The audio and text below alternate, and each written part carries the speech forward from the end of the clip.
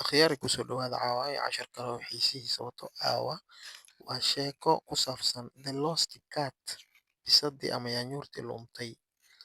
Aamina gabadha la dhaho woke up way soo toostay and did not see maysan arkin her cat bisadeedii maysan arkin ama yaanyuurteedii. Simba ayaa la dhahaa marka bisada way u yeertay. Simba she called way u yeertay. No answer wax jawaaba maysan helin. She looked outside. She looked waxay fiirisay outside banaanka. Then marka kadib she heard waxay maqashay meow waa codkii bisadii ayay maqashay. Simba was in a tree geed ayay ku dhex jirtay bisadii.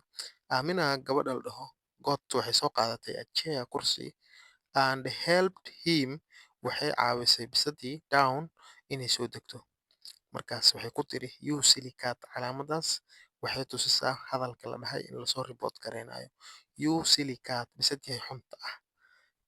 Way ku xanaaqday. She said waxay tiri saas ayay tiri smiling iyadoo dhoola cadaynayso. They went back way laabteen inside guriga ayay ku laabteen happy iyagoo faraxsan. Aamina woke up Aamina way soo kacday and did not see maysan arkin her cat bisadeeda. Simba ayay ugu yeertay. She called way u yeedhay. No answer wax jawaab maysan helin.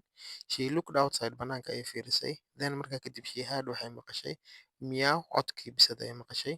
Simba was in a tree geed ayuu ku dhex jiray. Aamina gabadha la dhaho got a chair kursi ayay soo qaadatay and helped him down way caawisay inuu soo dego. You silly cat bisadii xunta ah ayay ku tiri iyadoo xanaaqsan. Bisadii xunta ah maxaa geed u kortay camal.